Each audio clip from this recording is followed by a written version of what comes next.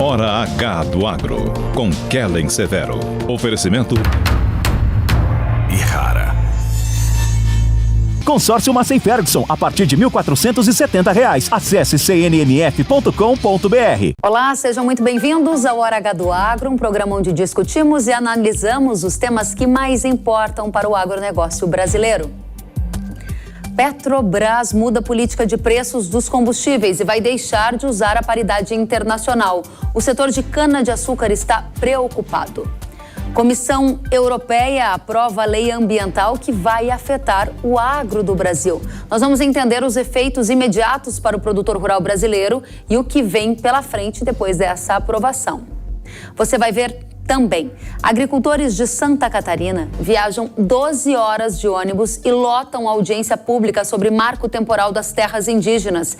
Queremos permanecer em nossas terras, dizem eles.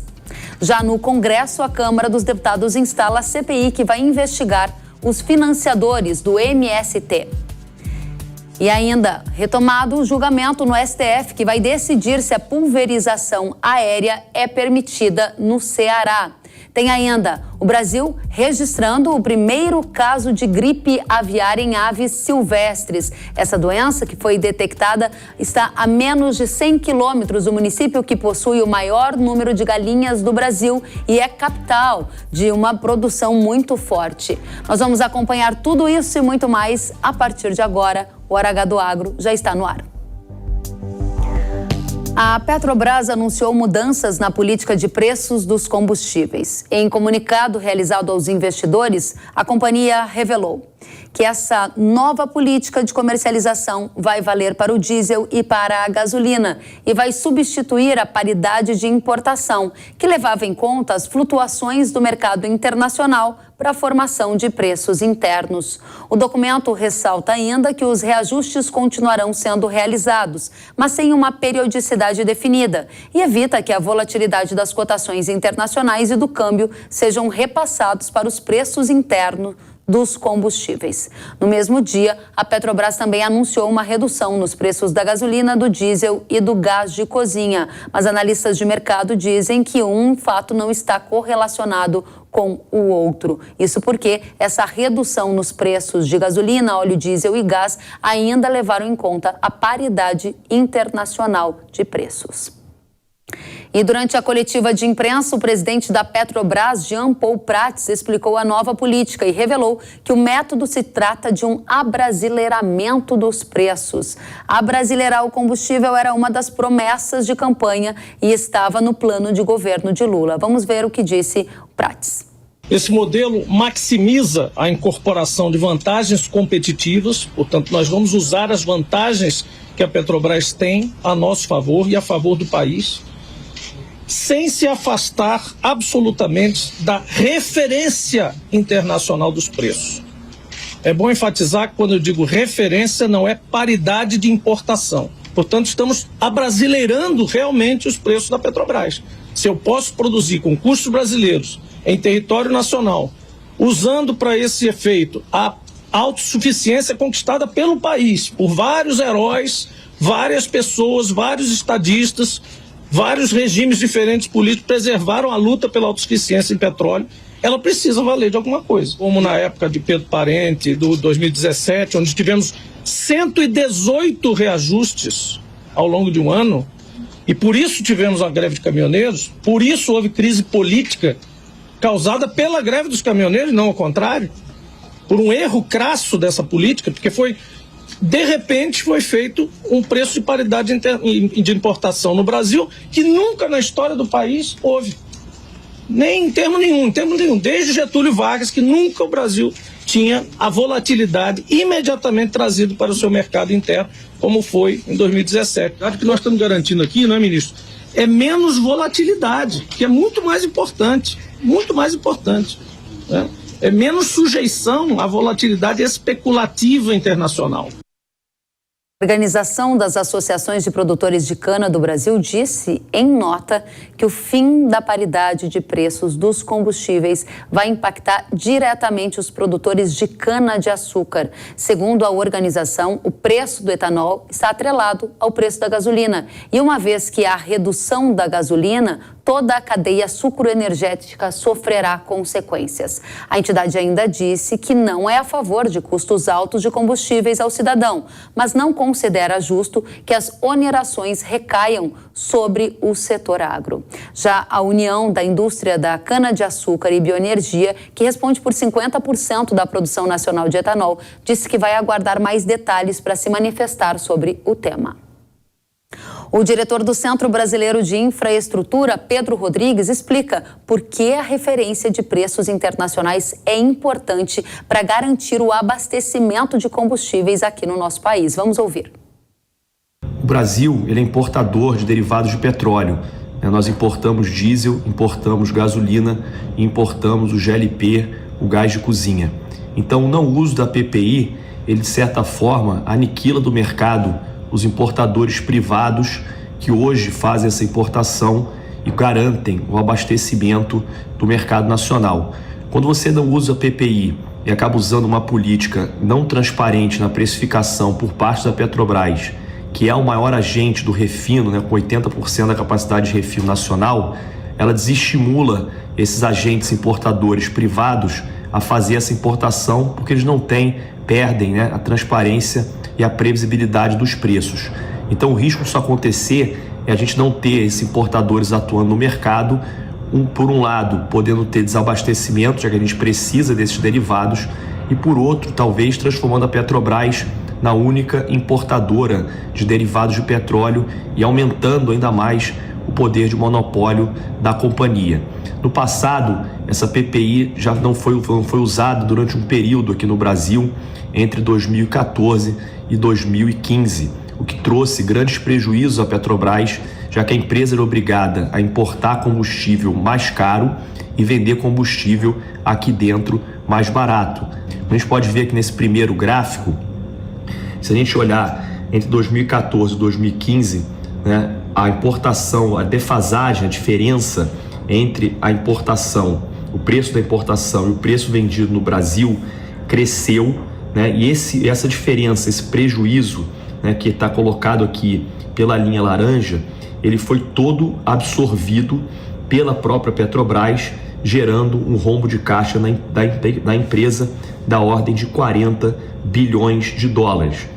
No segundo gráfico, a gente pode ver essa mesma defasagem, essa mesma diferença nesse período entre 2014 e 2015, pouco de 2016, também como a defasagem trouxe esse prejuízo, e essa diferença de preço entre o mercado interno e o mercado internacional era todo suportado também pelo balanço da Petrobras.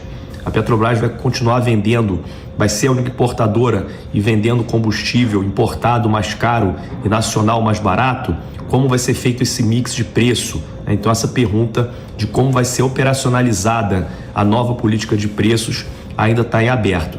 Sem falar na perda de competitividade que isso pode causar para outros combustíveis, como por exemplo o GNV, no caso dos carros, do gás natural colocado nos carros, e principalmente do etanol, um biocombustível que ajuda muito o Brasil, principalmente em razão do meio ambiente. Se você cria distorções no preço da gasolina, vendendo gasolina mais barata, isso significa dizer que o etanol perde competitividade. Ou seja, as pessoas deixam de abastecer os seus carros com etanol e passam a abastecer com gasolina. Quem perde com isso é a indústria de etanol, uma indústria brasileira consolidada, além do meio ambiente. Pedro Rodrigues, muito obrigada pelos esclarecimentos e as suas avaliações de impactos no Brasil dessa mudança na política de preços da Petrobras e também para os impactos no setor do agro brasileiro, que já demonstrou preocupação sobre esse tema. Obrigada a você, Pedro. E agora a gente troca de tema porque o Conselho Europeu aprovou nesta semana uma lei antidesmatamento que proíbe a importação de produtos agrícolas vindos de áreas de desmatamento legal e ilegal após o dia 31 de dezembro de 2020. Além disso, para os produtos do agro brasileiro entrarem no bloco europeu, será exigido o cumprimento da legislação sobre direitos humanos e dos povos indígenas, a legislação nacional. A medida vai valer para produtos como soja, café, cacau, chocolate, carne bovina e borracha. E o exportador brasileiro deverá emitir uma declaração confirmando que o produto não tem como origem áreas desmatadas depois desta data de corte lá em dezembro de 2020. Para isso, será necessário fazer toda a rastreabilidade da cadeia, ligando o produto agrícola à coordenada geográfica da área em que foi produzida. Haverá também um sistema de classificação de risco país. Os países serão avaliados com risco baixo, médio ou alto para desmatamento e degradação florestal. As exigências das empresas que quiserem exportar para a Europa irão depender desse nível de risco. Quanto maior o risco, maior as exigências e também penalidades. Essa lei já havia sido aprovada pelo Parlamento da Europa, só que agora, com o aval do Conselho Europeu, ela vai ser publicada no Jornal Oficial da União Europeia e entrará em vigor em 20 dias. Por isso é hora da gente entender profundamente os impactos de curto, médio e longo prazo para o agro do Brasil que exporta produtos agrícolas para essa região, para a Europa. Vamos receber o nosso convidado Daniel Vargas, coordenador do Laboratório de Bioeconomia da Fundação Getúlio Vargas. Professor Daniel, seja bem-vindo à Jovem Pan News. Tudo bem, Kelly. Muito obrigado. Um prazer falar com vocês mais uma vez. Da mesma forma. E, professor, agora sim é para valer. Lei aprovada no último estágio, alguns dias para entrar em vigor. Aqui no Brasil ainda tem esse tempo de transição. O que muda de imediato para o agro com esta nova lei ambiental europeia? Ótimo. No curto prazo, de imediato, como você disse, Kelly, de 100% da exportação brasileira, em torno de 15% vai para a Europa. Desses 15%, metade, 7,5%, são produtos do agronegócio. A lei europeia atinge em torno de metade ou 60% destes 7,5% do agro.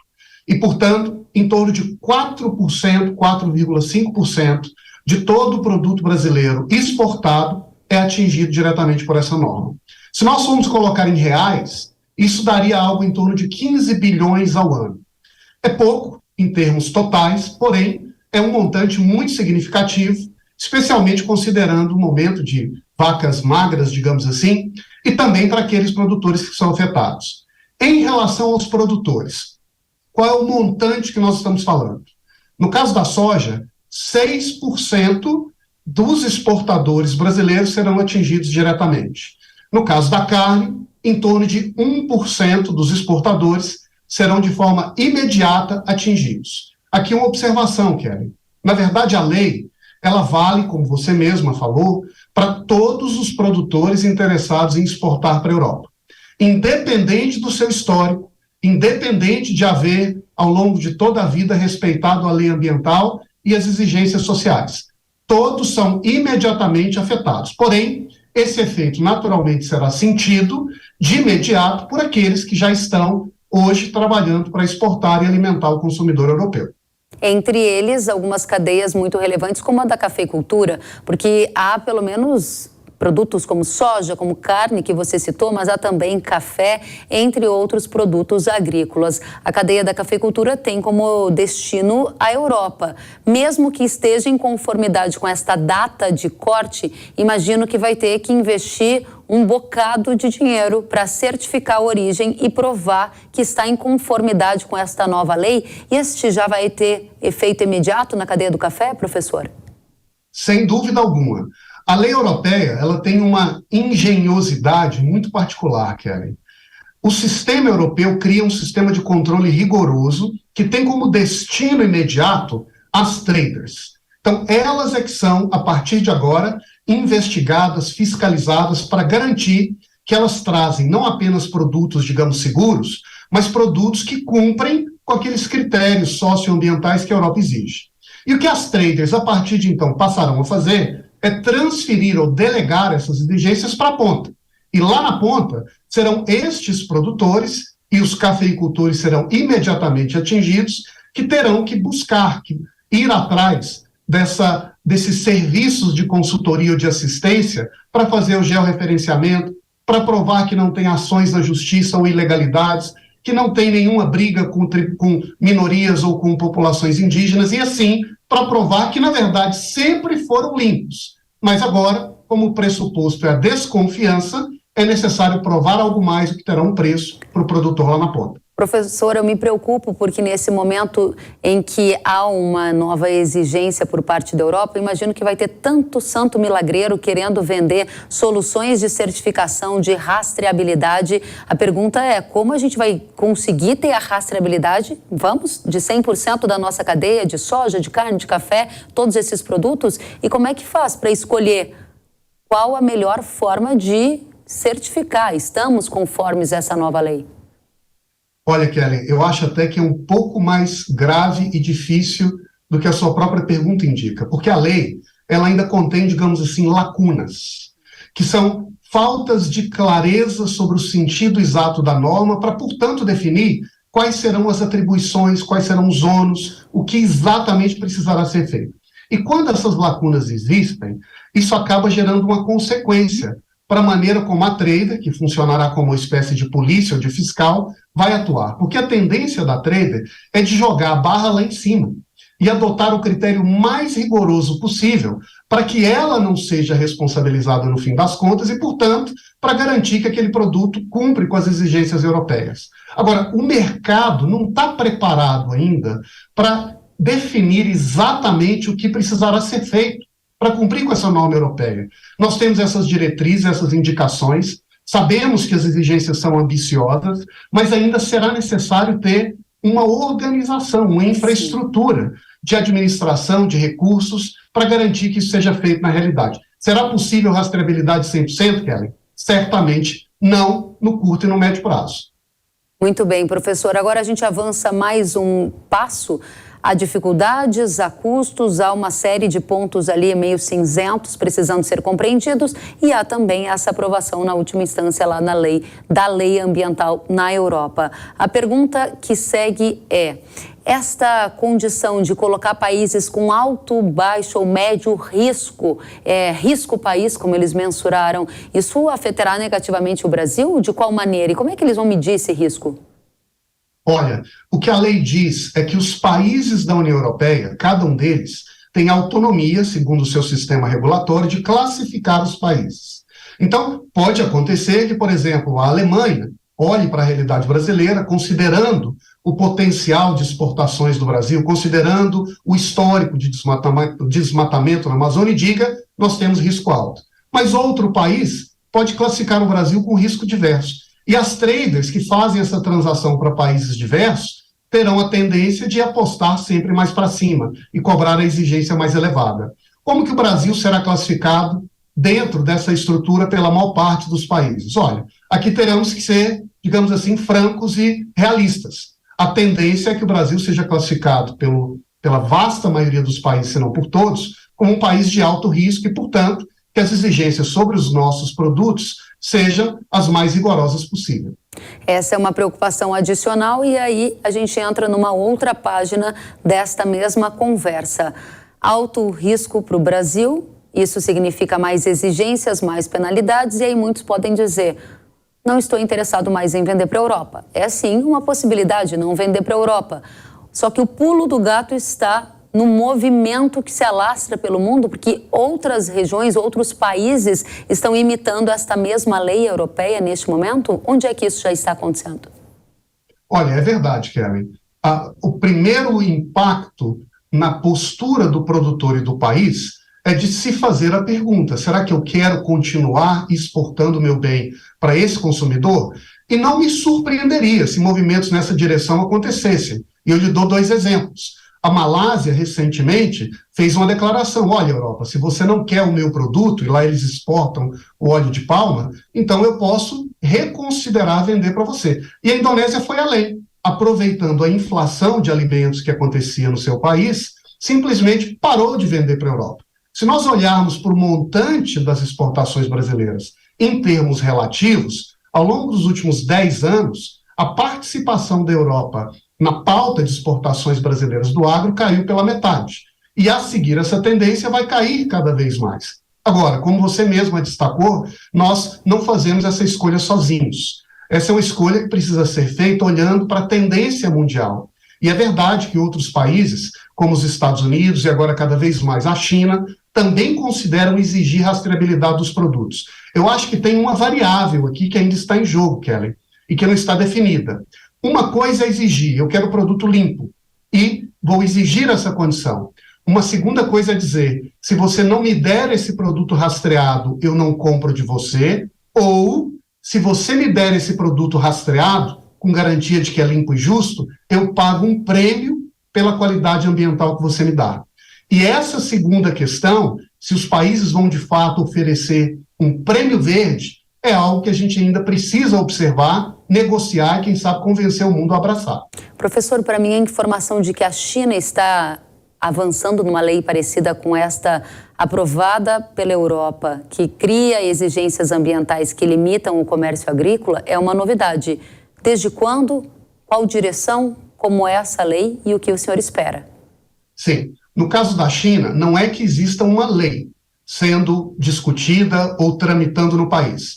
Existem preocupações e discussões sobre a necessidade ou interesse de limpar a base de comércio internacional de alimentos no país. E o que eu posso te antecipar, Kelly, nas conversas que eu tenho participado, é que a direção adotada pelo país não é a europeia, e esse é o ponto que eu estava destacando, é de investigar caminhos para premiar quem produz com mais qualidade, em vez de seguir a rota policial europeia, de punir quem não segue o meu padrão. O efeito final é a sustentabilidade crescente da produção de alimentos. Muito bem, professor, uma última questão. Trocando em miúdos tudo o que a gente conversou aqui, na sua avaliação, esta lei trata-se de um protecionismo ambiental disfarçado ou ele está escancarado mesmo? Eu acho que é escancarado, Kelly. E aqui tem uma evidência que sinaliza a razão dessa minha percepção. Há alguns anos, a Europa adotou uma norma análoga a essa para a Indonésia, dizendo não compro mais produto da Indonésia proveniente de áreas desflorestadas. Na época, houve uma grande euforia e interesse, finalmente, vamos limpar o comércio e garantir a preservação das florestas. Passa o tempo, alguns estudos mostram a realidade. O que aconteceu na Indonésia? Uma redução do desmatamento de não mais do que 1,6%, com um impacto social enorme. Pago por quem? Pelos grandes? Não, pela massa de pequenos produtores que muitas vezes têm como única fonte de renda a produção e exportação do seu bem. Então a tendência, e a Europa sabe desses dados, é que algo análogo possa acontecer com o Brasil.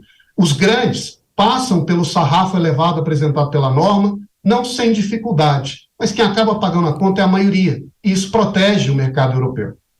Curioso, porque durante a nossa conversa eu me recordei que a mesma Europa que está indo na direção de aprovar essa lei ambiental, com várias exigências para os países que enviam produtos, alimentos para lá, é a mesma Europa do Macron, presidente da França, que há 7 dias anunciou um plano para reindustrializar a França. Ou seja, o que vale para cá não vale para lá?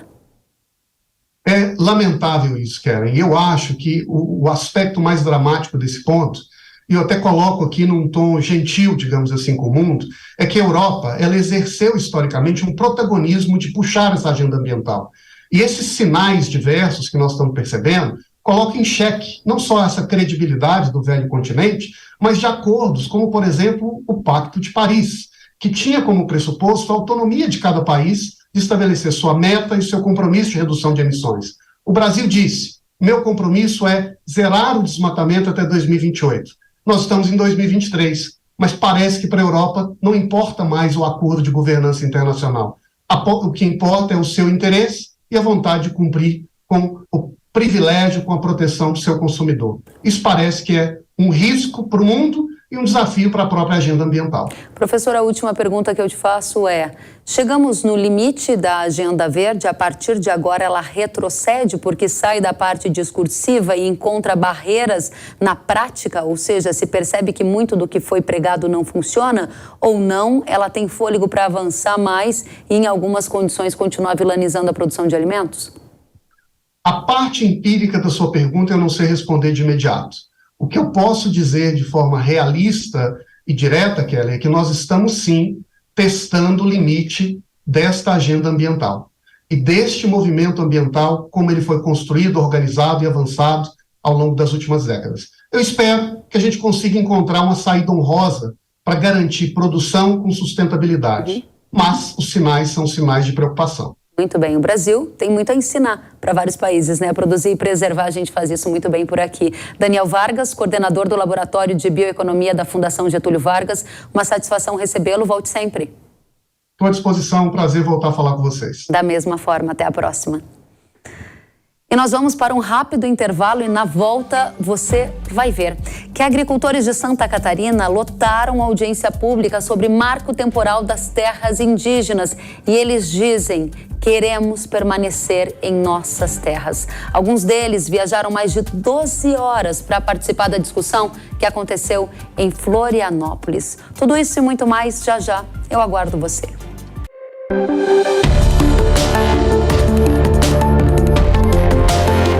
Hora H do Agro, com Kellen Severo. Sabia que o Brasil é um dos maiores produtores de soja e milho no mundo? Esse mercado movimenta mais de 70 bilhões de dólares anualmente e tem muitas oportunidades. Com o curso de comercialização de soja e milho da NIL, você aprende a negociar preços em bolsas internacionais e proteger seu capital. O professor João Birkan tem mais de 60 anos de experiência e vai te ensinar como ganhar dinheiro no agronegócio. Garantir uma taxa melhor do dólar para daqui a 12 meses. Esse curso é ideal para você que quer trabalhar com trading de soja e milho no mercado financeiro e para você que é produtor e quer potencializar os lucros com sua safra. Ingresse no setor que mais cresce no Brasil. Acesse nilcursos.com.br e inscreva-se. Precisando de uma nova máquina para aumentar a sua produtividade? Aqui no Consórcio Nacional Massey Ferguson lançamos o Grupo 377. Com ele vem vários benefícios exclusivos para você, como planos em até 10 anos para pagar, sem juros, sem taxa de adesão e parcelas reduzidas a partir de R$ 1.470. Aproveite e procure a rede de concessionárias Massey Ferguson. Quer saber mais? Acesse www.cnmf.com.br ou entre em contato pelo WhatsApp 11 9 3016 0316.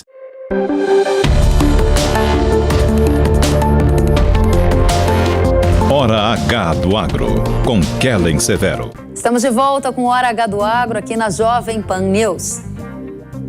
O Supremo Tribunal Federal retomou o julgamento que vai definir se é constitucional ou não a pulverização aérea de agroquímicos.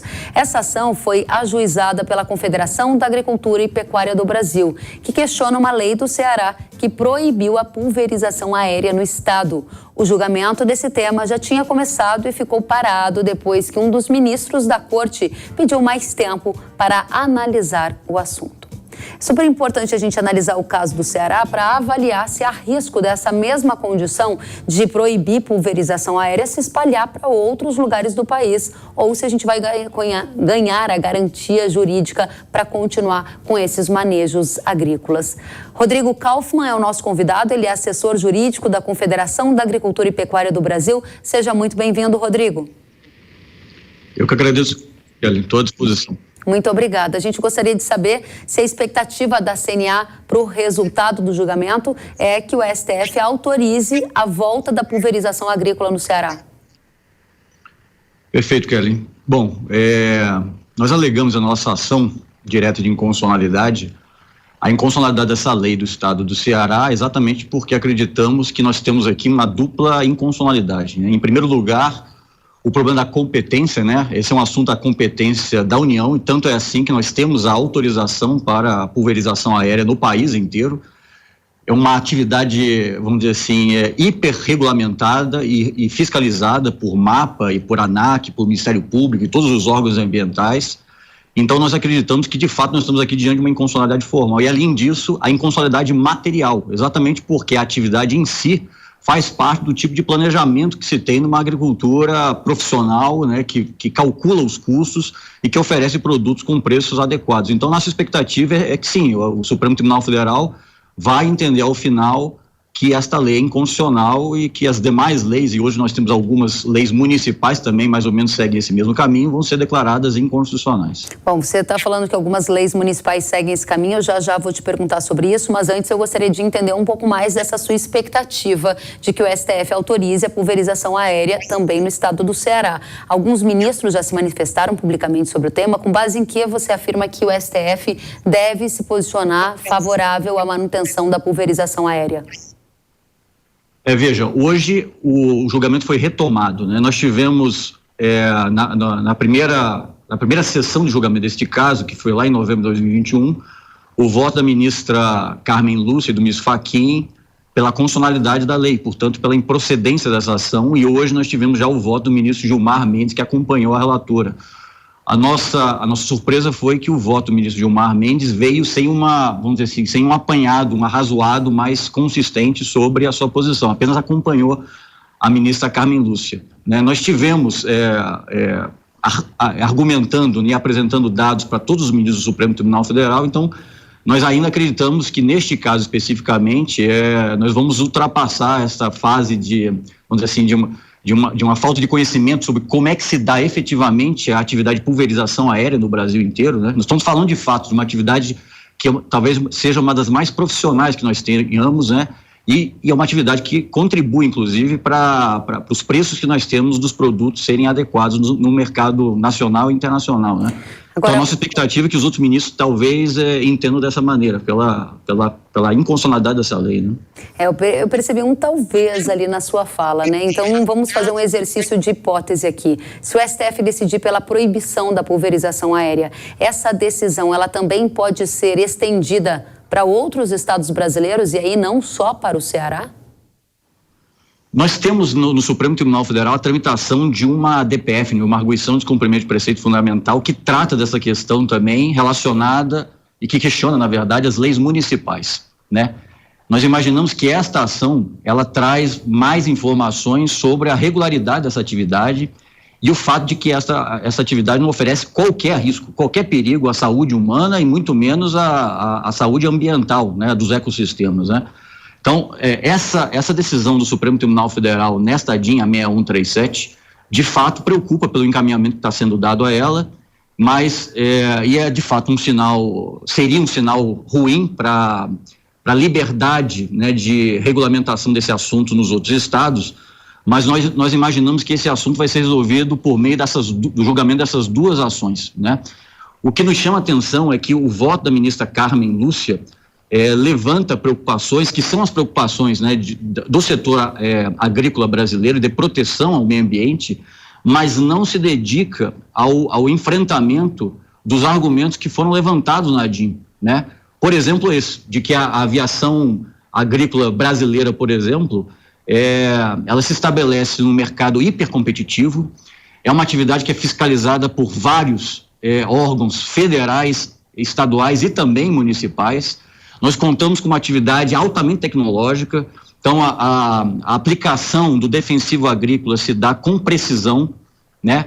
É o tipo de pulverização que nós não temos quase o perigo da deriva, por exemplo, né? Os aviões são munidos, por exemplo, de fluxômetro, de um GPS especial, quer dizer, todos os instrumentos que nós temos para garantir que não vai haver qualquer tipo de dano ao meio ambiente, nós temos presente no mercado de pulverização aérea no Brasil. Então, e esses são fatos que não foram enfrentados nos votos que foram apresentados até agora, né? Rodrigo, me perdoe a minha ignorância em relação aos termos mais jurídicos e eu gostaria de contar com a sua ajuda aqui para a gente tornar essa mensagem clara para todos que nos assistem, que estão preocupados com uma eventual proibição de pulverização agrícola no Brasil. Se o STF entender que o Ceará fez certo, que tem que proibir mesmo a pulverização agrícola, qual o efeito prático que isso geraria em outros estados? Eles poderiam também considerar proibida essa atividade? Isso que eu gostaria de entender. Esta DIN trata especificamente da lei do Ceará. Sim. Então, se for declarada a constitucionalidade, a pulverização aérea fica proibida no estado do Ceará, porque eles têm uma lei que proíbe. o que o Supremo está dizendo, vamos dizer assim, na sua decisão, é que os estados e os demais estados do Brasil poderiam regular essa matéria, proibindo também a pulverização aérea. Esse é o sinal. Isso não tem um efeito, vamos dizer assim, imediato, apenas indica que a competência do Estado em matéria de meio ambiente permite que eles proíbam a pulverização aérea, né? Ou seja, aí é que está a grande preocupação. Este é o motivo da preocupação, de fato. Muito bem, e você disse que há outros projetos de leis de outros estados que também querem proibir a pulverização aérea. Existe esse movimento? Nós fazemos um monitoramento em relação a alguns estados, esses projetos de leis eles não seguem adiante, mas infelizmente no Brasil nós temos algumas leis municipais que também igualmente proibiram a pulverização aérea, né? E essas leis foram objeto de uma ação específica também da CNA que questiona a constitucionalidade delas. Parte em relação à competência formal, ou seja, nós alegamos que somente a União tem o poder de eventualmente proibir essa atividade, e parte em relação à inconstitucionalidade material, ou seja, os produtores rurais, eles têm liberdade para definir este tipo de pulverização, obviamente observando as limitações que a legislação federal estabelece, né? Muito bem. Rodrigo, quando que a gente vai saber qual a decisão final do STF para tentar gerar pelo menos uma sensação de mais calma, caso o STF entenda que é constitucional a aplicação aérea de defensivos usando aviões agrícolas? Esse julgamento está se dando por meio da sessão virtual, né? A sessão virtual foi reaberta hoje e ela vai continuar até quinta-feira da semana que vem. Então, até quinta-feira da semana que vem, se nenhum outro ministro pedir vista, nós teríamos uma decisão definitiva nesse assunto. Há a possibilidade deles pedirem vista e aí o processo ser prorrogado? Prorrogado, perfeitamente, é isso mesmo. Muito bem. Rodrigo, agradeço demais pelos esclarecimentos. Espero que a gente volte a conversar com mais segurança jurídica para os agricultores trabalharem. Rodrigo Kaufmann, que é assessor jurídico da Confederação da Agricultura e Pecuária do Brasil, obrigada por estar conosco no Hora H do Agro. Muito obrigado, agradeço o convite. Até a próxima. Queremos permanecer em nossas terras. Essa foi a frase estampada em camisetas usadas por agricultores durante a audiência pública realizada na Assembleia Legislativa de Santa Catarina. O encontro, que teve como objetivo discutir o marco temporal das terras indígenas, também contou com a participação de prefeitos, parlamentares, representantes de agricultores, de associações empresariais e da Procuradoria-Geral do Estado. Alguns agricultores viajaram mais de 12 horas em uma caravana até Florianópolis e lotaram o auditório da Assembleia. Eles pedem que o Supremo Tribunal Federal mantenha o marco temporal, tema que a Corte retomará o julgamento no dia 7 de junho. Vale lembrar que o marco temporal estabelece que os indígenas só podem reivindicar uma terra se eles estavam lá na área até 5 de outubro de 1988, que é a data da promulgação da Constituição. Se essa regra do marco temporal deixar de existir, haverá uma grande insegurança jurídica no campo e na área urbana. Agricultores que possuem escrituras centenárias poderão, sim, perder as suas terras. E essa é a maior preocupação em diferentes estados brasileiros neste momento. Durante a audiência pública em Santa Catarina, Christian Lassig, um jovem de 18 anos, filho de pequenos produtores de leite, fez um desabafo. Vamos conferir. Me chamo Christian Lassig, eu tenho 18 anos, resido com a minha família no interior de Cunhaporã, na linha Araçazinho. A nossa propriedade, ela se consiste basicamente na produção de leite, bovinocultura de leite. Eu nasci, cresci em meio a esse conflito. Nós temos uma propriedade familiar que vem passando de geração a geração, ano após ano. É um trabalho de muito tempo. Meus bisavós chegaram àquelas terras em 1954. Eles estavam desde aquela época desbravando, colonizando, tentando tirar daquela terra o seu sustento, a sua dignidade. Mas existem famílias que estão estabelecidas há muito mais tempo que a minha. E nos últimos anos, elas precisam conviver diariamente com inseguranças e incertezas, não sabendo ainda se podem investir em suas terras, preocupados com o que vão fazer, se realmente um dia precisarão sair. Vocês têm noção da aflição e a incerteza que é passar diariamente, viver num local desses, uma conversa entre vizinhos geralmente termina: o que vai ser de nós se nós um dia realmente precisarmos sair daquela terra? É uma pergunta que todos os agricultores se fazem e que não tem resposta. Por que nós, agricultores, que adquirimos honestamente as terras, que foram escrituradas com aval do governo, que foram compradas com suor, dignidade, nós precisamos agora passar por tantas aflições e ainda por cima ser tratados como bandidos, precisar abandonar a terra de um dia para outro? Isso se chama justiça? Muito emocionante o desabafo do filho de agricultores Christian. Muitos outros agricultores também aproveitaram o momento na tribuna da Assembleia de Santa Catarina para expor as preocupações. O senador Jorge Seife, que participou desta audiência pública em Santa Catarina, revelou à Hora H do Agro que o governador do estado está tentando uma interlocução com a Advocacia Geral da União e com os ministros do Supremo Tribunal Federal, que vão logo mais retomar a discussão do marco temporal das terras indígenas na corte. Vamos conferir. O que nós temos feito sob a liderança do governador Jorginho Melo, interlocuções dentro da Advocacia Geral da União com o ministro Jorge Messias, de que poderíamos eventualmente conversar governo federal, governo estadual, para se indenizar eventuais prejuízos que algum desses povos indígenas que reivindicam essas terras de Santa Catarina sejam indenizados e não retire esses produtores rurais de suas terras. Essa é uma providência. Mas, acima de tudo, Kelly, o que nós temos feito é interlocuções políticas dentro aqui do Senado, dentro da Câmara, dentro da Assembleia Legislativa, prefeitos, vereadores e também junto ao Supremo Tribunal Federal, para conscientizar e para validar os ministros do Supremo, visto que hoje está empatado, são 2 votos, um a favor e um contra, que isso pode causar realmente uma conflagração, realmente pode causar uma espécie de guerra, briga de povos por questões de terra que já estão superadas em 5/10 de 1988. Muito obrigada, senador Seife, pelos esclarecimentos e por trazer informações para a gente direto de Santa Catarina. Agora a gente troca de assunto. Nosso tema é MST. A Câmara dos Deputados instalou a Comissão Parlamentar de Inquérito que vai investigar o MST. O relator será o deputado Ricardo Salles e a presidência da CPI ficará nas mãos do deputado Tenente Coronel Zucco. Em nota, o MST afirmou que a CPI não possui objeto determinado e que representa uma tentativa de criminalizar o movimento e pressionar o governo. E o governo brasileiro confirmou o primeiro caso de gripe aviária no Brasil. O vírus H5N1 foi detectado em 3 aves silvestres no litoral do Espírito Santo. A gripe aviária é uma doença viral altamente contagiosa que afeta aves domésticas e aves selvagens.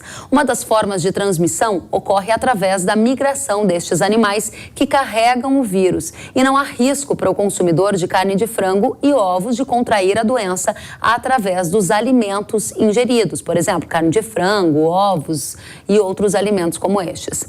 O Centro de Estudos Avançados em Economia Aplicada da USP, o CEPEA, revela que a detecção desses 3 casos no Espírito Santo ocorreu a menos de 100 quilômetros de distância de Santa Maria de Jetibá. Neste município do Espírito Santo está o maior número de galinhas poedeiras do Brasil. Na sexta-feira, a Secretaria de Agricultura do Espírito Santo informou que encaminhou para análise 4 novas aves silvestres com suspeita da doença. A Associação Brasileira de Proteína Animal afirma que o fato não altera o status do Brasil de livre da doença na Organização Mundial de Saúde Animal. Ainda que o vírus fosse identificado em plantéis comerciais, o que não aconteceu, os impactos poderiam ser reduzidos, disse o presidente da ABPA, Ricardo Santin. Vamos acompanhar em detalhes. Esses países já convivem com essa doença há mais de 3 anos e estão exportando, estão fazendo isso. Então, o que acontece? O Brasil não vai ter consequências se mantiver nessas aves silvestres, que são aves de migração, como bem você falou. Está fora da produção industrial do Brasil. Nós exportamos para 150 mercados. Mais de 135 deles já aceitam, inclusive, se por acaso chegasse numa ave de produção, aceitar aquilo que se chama de regionalização, zoneamento ou compartimento. É algo que já acontece com a Europa e com os Estados Unidos. Eles têm, por exemplo, Estados Unidos, tem em 47 estados ocorrência da influenza aviária, e esse ano exportou para mais de 23 países. Muito bem, obrigada, Santim, pelos esclarecimentos. A gente segue acompanhando com muita atenção este tema.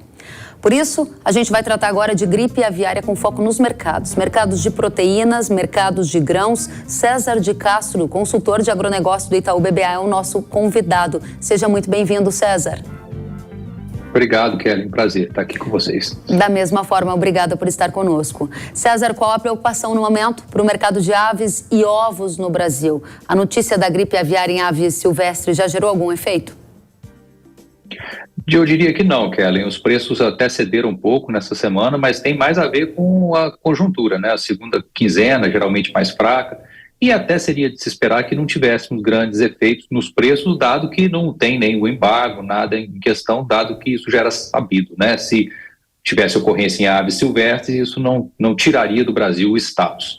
Entretanto, eu acho que cresce bastante a preocupação, né, como já vem crescendo, de que eventualmente possamos ver problemas, né, alguns casos em criações comerciais. Então, o episódio eu acho que reforça a importância, né, de se ter bastante cuidado com os quesitos de biossegurança para que possamos, em um caso eventual de se atingir produções comerciais, a gente consiga isolar rapidamente e possamos manter o fluxo, né, no devido momento que for restabelecido, mais ou menos como aconteceu na Argentina, né, que o mercado foi fechado, né, o país todo, e depois foi reaberto. Então, é isso que nós esperamos. O episódio, eu acho que traz, né, um pouco mais de preocupação, porque é mais um sinal de que a doença está circulando por aqui, né? Muito bem, e essa informação de que está a 100 quilômetros de distância de um município que tem o maior número de galinhas poedeiras, como você avalia a proximidade dessa doença em aves silvestres de um plantel muito relevante para o país? Sem dúvida é próximo, sobretudo porque, diferentemente de doenças em animais terrestres, né, os animais, as aves voam, elas defecam, né, em diferentes locais, então a transmissão, isso já é sabido, ela é muito rápida e muito veloz. Então, acho que sim, 100 quilômetros não é nada longe, né, nesse caso. Então, temos sim que tomar bastante cuidado e, obviamente, continuar testando, né? Aparentemente o Estado e o Brasil todo está bastante atento a isso e tentar identificar qualquer sintoma de animais, né, de aves que possam estar com suspeita e testar o quanto rápido. O mais importante é a gente estar preparado para o que pode eventualmente acontecer e não apenas ficar acreditando que a nossa biossegurança é blindada acima de tudo. Lembrando que as criações de ovos em relação à indústria de carne e de frango, ela é mais pulverizada, né? As granjas, existem muitas granjas menores, a gente entende que o nível de biossegurança não é exatamente o mesmo, então é muito importante que caso tenha problemas em ovos, isso vai bater no frango também de corte. Esse é um ponto que eu gostaria de explorar com você. Muitas mensagens da nossa audiência tentando entender o efeito de uma eventual detecção de gripe aviária em plantéis comerciais no preço do frango, por correlação no preço da carne bovina e também dos ovos. O que aconteceria no momento seguinte numa eventual detecção dessa doença em rebanhos comerciais aqui no Brasil? Olha, o natural de se esperar seria, né, o fechamento do mercado de exportação, né, isso preocupa mais no frango de corte do que nos ovos, mas fecharia tudo, né, mas a exportação de carne de frango ela é muito relevante, próximo de 30% de toda a produção, e isso poderia fazer com que a gente tivesse uma logística bem mais complicada aqui, porque é um ciclo de produção, né, uma indústria em produção em que você tem granjas com animais terminando, indo para o frigorífico, linhas de abate. Então, é de se esperar que a oferta aumentasse no mercado doméstico, porque não poderíamos exportar. Isso tenderia a baixar preços, né? O timing disso diz muito sobre a amplitude dessas possíveis quedas de preço.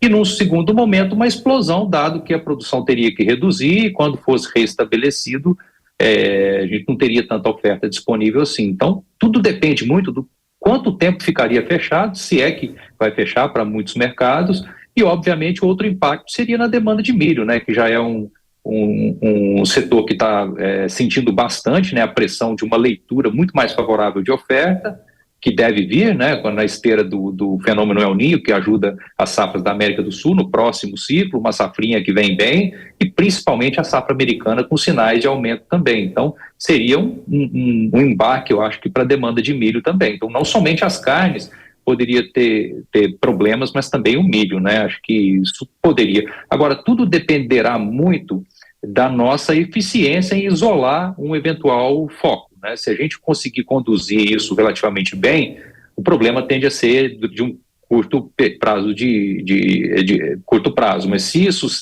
for um pouco mais complicado e mais sem controle, como a gente viu nos Estados Unidos, não é bem uma boa comparação, porque lá eles têm muito mais aves, né, silvestres circulando por ali, estão bem mais nas rotas.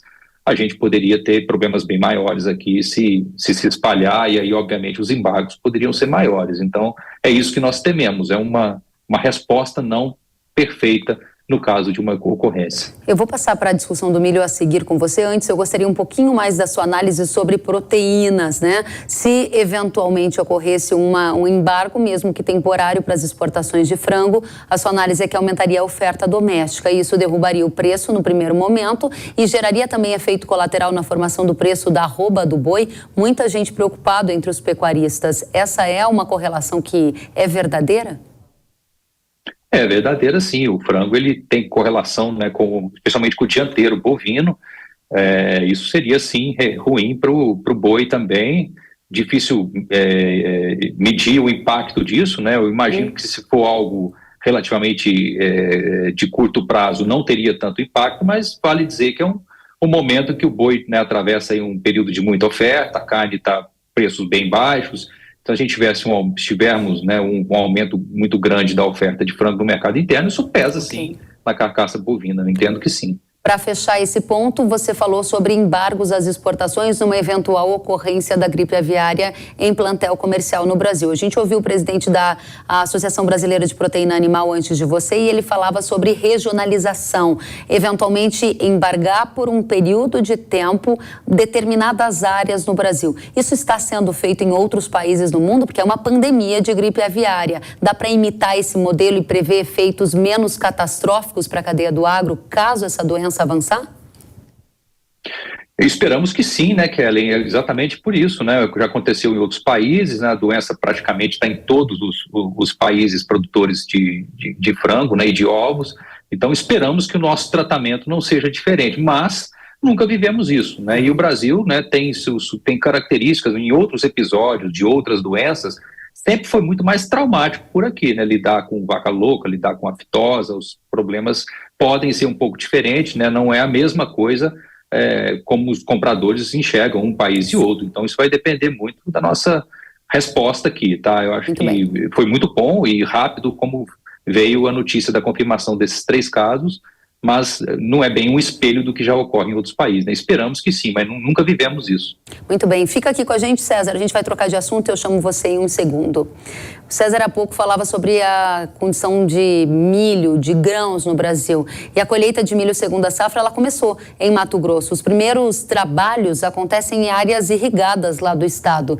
E o que preocupa os agricultores são os preços do cereal, preços que despencaram, né? Dados do IMEA indicam que o grão disponível é negociado na casa de R$40 por saca. Em algumas regiões, região de Sorriso chegou a 36. E o governo já chegou a falar publicamente sobre política pública de apoio à comercialização de grãos e até política pública de preço mínimo. De volta para o César, que é um grande entendedor do mercado de carnes e de grãos. E a pergunta que eu te faço é: o preço do milho vai cair ainda mais aqui no Brasil? Você deu uma pista na sua resposta anterior. O que você está vendo nos cenários para soja e milho? Kellen, esse risco existe, já caiu muito rapidamente, nós não esperávamos uma tamanha queda tão rápido, né? A safrinha nem entrou, ela está apenas começando a ser colhida, mas tem um conjunto de elementos um pouco preocupante, né? Os prêmios estão muito amassados, né? Estão muito negativos desse momento por essa interpretação de que a safrinha é grande e tem muito pouco volume comercializado, né? Então, os compradores, eles sabem que estão de braços cruzados praticamente, comprando apenas da mão para a boca para as necessidades de curto prazo, sabendo que vai entrar um volume grande. Então, tudo leva a crer que esse volume grande, né, ele vai pesar mais adiante no mercado. Agora, a questão determinante para isso é o desenvolvimento da safra americana. Os Estados Unidos produzem muito mais milho que o Brasil, é ali que o jogo se define, e os sinais são muito bons até aqui. Apesar da região do meio oeste estar enfrentando um período de seca um pouco mais nítido do que há um ano atrás, o plantio foi feito cedo. Então, isso sugere boas produtividades. A expectativa é que eles consigam colher 11% a mais de milho nesse ciclo do que colheram o ano passado, o que, combinado com uma leitura muito otimista das safras sul-americanas, que o Brasil vai ter, né, o seu plantio aí a partir de setembro, outubro, desenha o ano que vem bastante volumoso também em termos de oferta. Então, somando todos esses elementos, mais esse atraso na comercialização, a gente vai ter aparentemente um futuro mais tranquilo em termos de oferta. Então, apesar da curva de Chicago, ela está apontada para baixo. Então, a tendência seria imaginar que vai cair por conta desses fatores. Entretanto, o câmbio, a leitura é que ele se desvalorize um pouco. Então, para o segundo semestre, a gente pode ver o câmbio um pouco melhor, né, o dólar mais alto, e também os prêmios não tão pressionados. O problema é que se Chicago cair, né, numa leitura que se a safra americana der certo, Chicago vai descer um nível e aí não teríamos preços melhores mais adiante. Então, é perigoso, tá?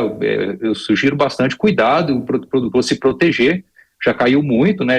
Os preços já estão bem ruins vis-à-vis os custos de produção, mas o cenário é muito complicado, é muito diferente do que a gente viu nos últimos 3 anos, que a gente teve problemas de safra, pandemia, guerra, uma demanda global muito forte.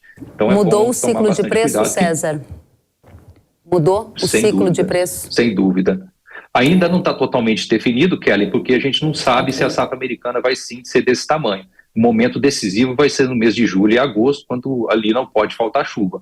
Mas o desenho é favorável, tá? Então é bom não apostar no caos que seria, né? Para os preços voltarem a subir, tem que ter um problema lá. E, em princípio, nós não estamos vendo isso como uma possibilidade.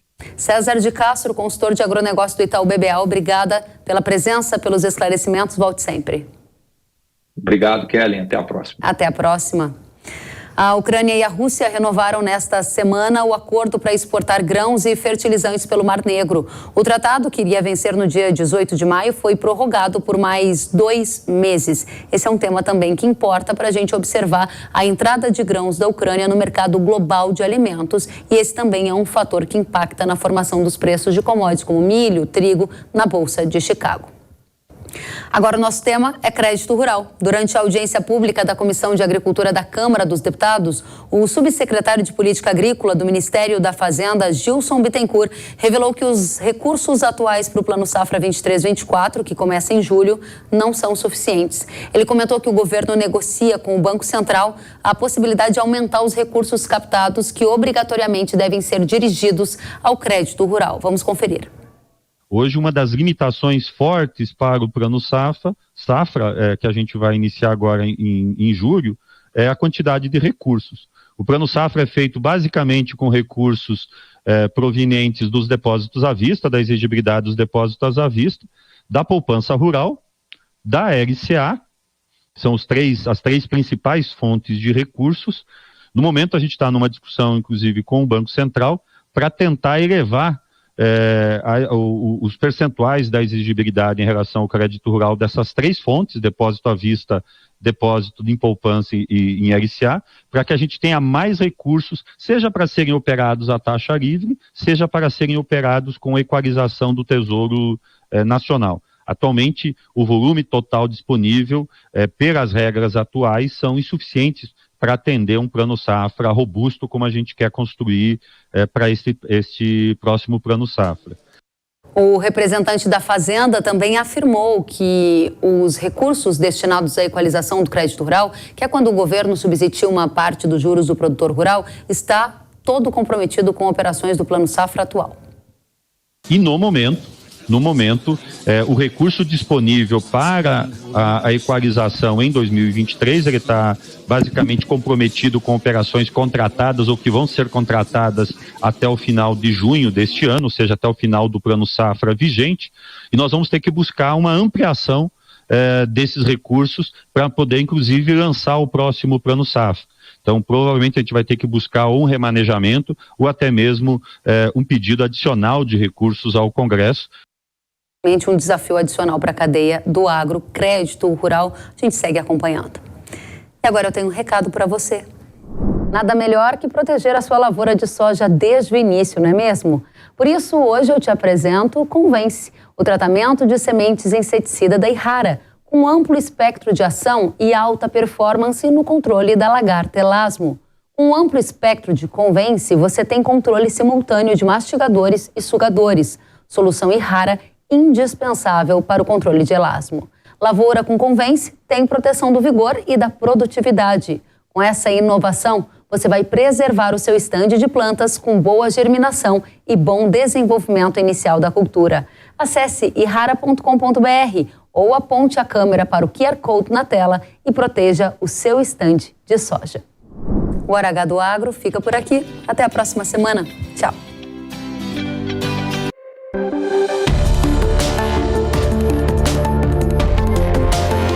Hora H do Agro, com Kellen Severo. Oferecimento Yara. Consórcio Massey Ferguson, a partir de R$ 1.470. Acesse cnmf.com.br. Realização Jovem Pan News.